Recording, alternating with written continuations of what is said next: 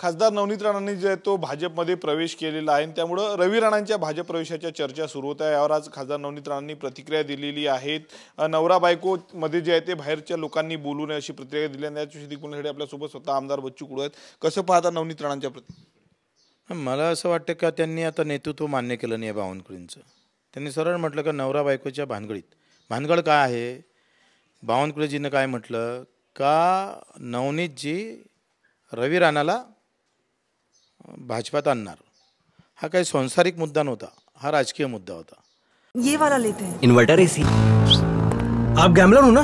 Gambler? जुआ खेलते हो ना? तुम जुआ खेलते हो? अरे नहीं, ये तो कुछ भी बोले जा रहे हैं। इतनी महंगी और नाजुक एसी खरीद कर स्टेबलाइजर नहीं लोगे तो ये जुआ नहीं हुआ तो क्या हुआ? सिर्फ एक फ्लक्चुएशन आपके इन्वर्टर एसी के पार्ट्स को डैमेज कर सकता है। उसे वी गार्ड से सुरक्षित रखिए। V Guard, India's number 1 stabiliser. आणि या राजकीय प्रश्नाले नवनीतजीनं काय म्हटलं का बावनकुळे बाहेरचे आहे, त्यांनी मध्यस्थी करू हे भाषा बोलू नये।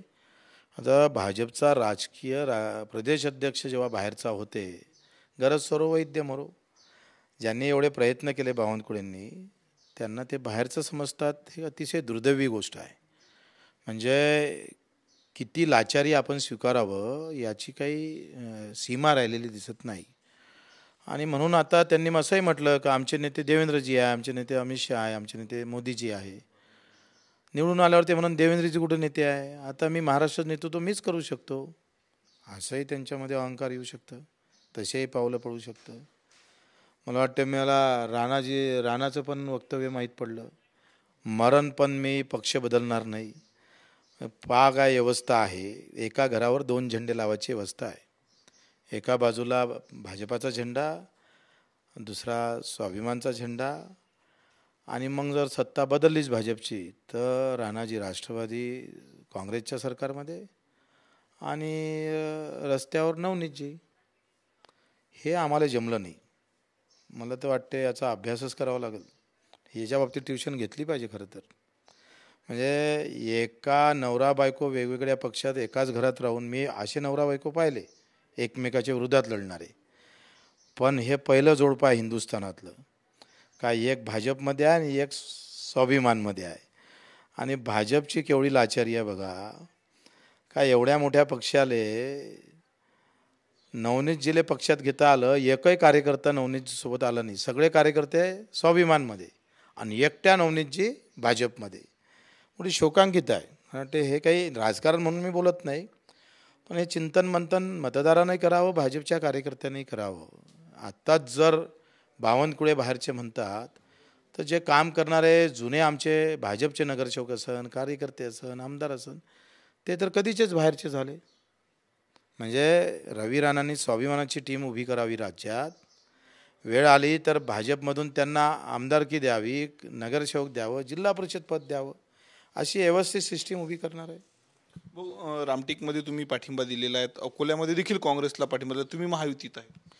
आम्ही आता जाहीर केलं का कोणत्याही जिल्हा प्रमुखांनी परस्पर पाठिंबे देऊ नये, आणि द्यायचे असेल तर आमच्याकडे कार्यकारिणीकडे ते प्रस्ताव पाठवावे आणि पाठवल्यानंतर आम्ही निर्णय घेऊ।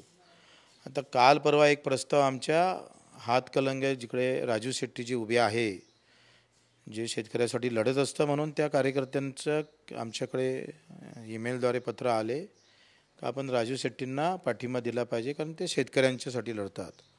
तर त्या संदर्भात आम्हाला प्रस्ताव आल्यानंतर आम्ही तो विचार करून पुढच्या भूमिका जाहीर करू। अकोला आणि रामटेकमध्ये आता पाठिंबा तुमचा कायम आहे का? अकोल्यात अजून पाठिंबा दिलाच नाही, आणि त्या संदर्भात मला वाटते रामटेकला पाठिंबा जाहीर केला, आणि कार्यकर्त्यांना दिलेला पाठिंबा आता तरी आम्हाला तिथं त्याला मान द्यावं लागेल, कारण कार्यकर्त्याशिवाय पक्ष चालत नाही। आणि त्यांनी दिलेला पाठिंबा तिथं आता त्याच्यानंतर जे पाठिंबे दिल्या जाईल ते व्यवस्थित प्रस्ताव आल्यानंतर जिथं शेतकऱ्याच्या सोयीचा किंवा सामान्य माणसासाठी झडणारा कार्यकर्ता असेल तर मग आपल्या भूमिका स्पष्ट करू। महायुतीतही तुम्ही अनेक ठिकाणी पाठिंबा देणार असल्याची चर्चा आहे ना। मला असं वाटते का आम्ही पहिलेच म्हटलं होतं का अमरावती ही मैत्रीपूर्ण आपण लढत लढू, पण तसे काही चिन्ह दिसत नाही। भाजपच्या स्टेजवरून अतिशय खालच्या पातळीवर आमच्यावर टीका होतं। ज्या स्टेजवर देवेंद्रजी फडणवीस आणि सुखोत बावनकुळे महत्त्वाचे नेते उपस्थित असताना जर आम्हाला टार्गेट केलं जात असेल तर कार्यकर्त्याला ते सहन होणार नाही।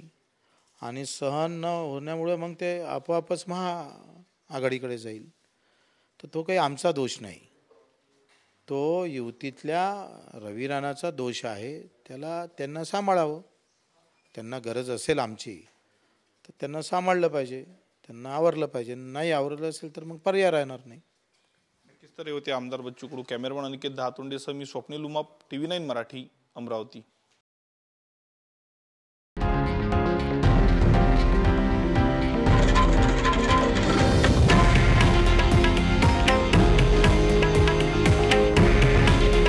हे आहे देशातील नंबर 1 न्यूज नेटवर्क आणि आपण पाहत आहात TV9 मराठी. काळजी तुमची, हित महाराष्ट्राचं.